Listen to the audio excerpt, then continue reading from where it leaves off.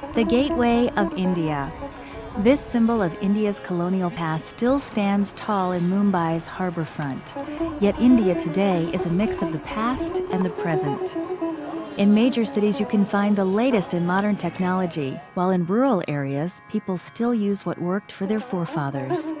While most of India's population is Hindu, there's a large Muslim population, and Buddhism also traces its roots to India. Despite its ancient history, today this country of more than 1 billion people is moving rapidly through a new gateway, a gateway into the future, a future that looks to its children. Here in India, the Seventh-day Adventist Church is investing in the future through Adventist education. Today, the church operates some 129 secondary schools with more than 93,000 students. In schools like this one in Khurda, children are getting an education that will better prepare them for the future. Here, students live out their daily lives, eating, studying, and doing their daily chores. They are fed physically, intellectually, and spiritually, learning about a God who loves them. Even though many students come from poor families who have so little, they still give their offerings to help others learn about Jesus. Of some 900 students attending this school, only about 400 come from Adventist families. Behind the dreams and hopes of each child are stories. Stories of loss and pain. Stories of hope and miracles. Stories of love and happiness. But their stories are still being written. Jyoti, Fulmani, and Menka are 3 students at the school who are studying hard to make their dreams a reality. When she was 6, Jyoti remembers her mother getting sick and going to the hospital. She never came home again. Jyoti's father and aunt sent her to a Christian boarding school where she learned about God. Eventually, she came to this school and became an Adventist. Jyoti prayed that her parents would become Adventists too. Then Jyoti's father was sent to jail. While there, he turned his heart to God. Last year, Jyoti's father and stepmother were baptized. Fulmani remembers being 7 and trying to take care of her 2 younger brothers while herding the cows and buffaloes.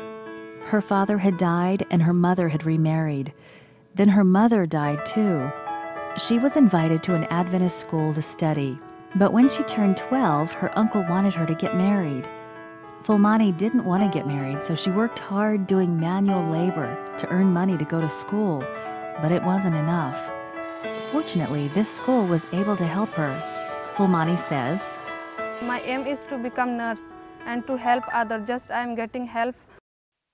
When Menka was young, her father moved away and she lived with her mother. She remembers that one day her father took her away without telling her mother. Menka wasn't happy there. Her one friend was a dog named Ronnie. One day at school, she saw Ronnie and followed him to the train station where he disappeared.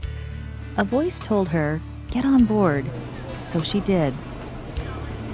Menka remembers sleeping, and when she finally got off, she had no idea where she was. A kind man told her the name of the village.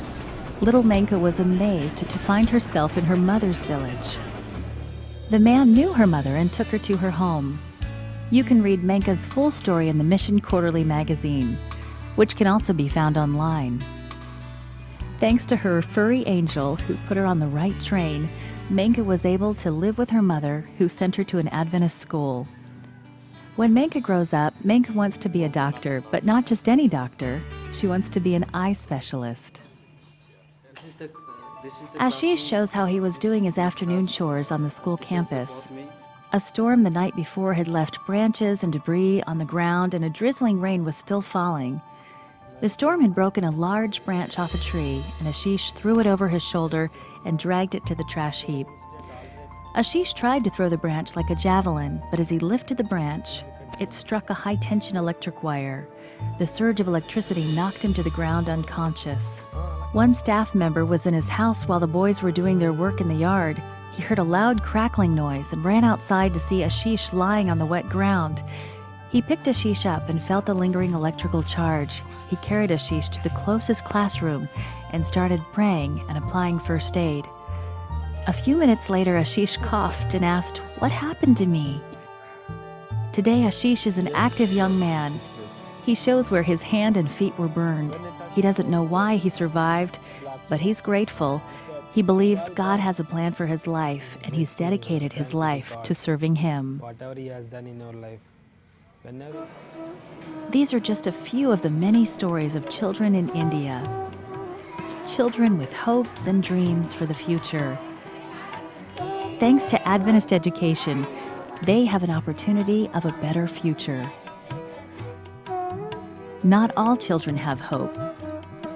Not all of India's children have the opportunity of a Christian education. Thanks to the many generous donors and Adventist organizations who have supported this school and its students. And thank you for your prayers and support of Adventist mission work around the world. Thank you for investing in the future of India. Thank you for supporting this quarter's 13th Sabbath offerings that will help support projects in India.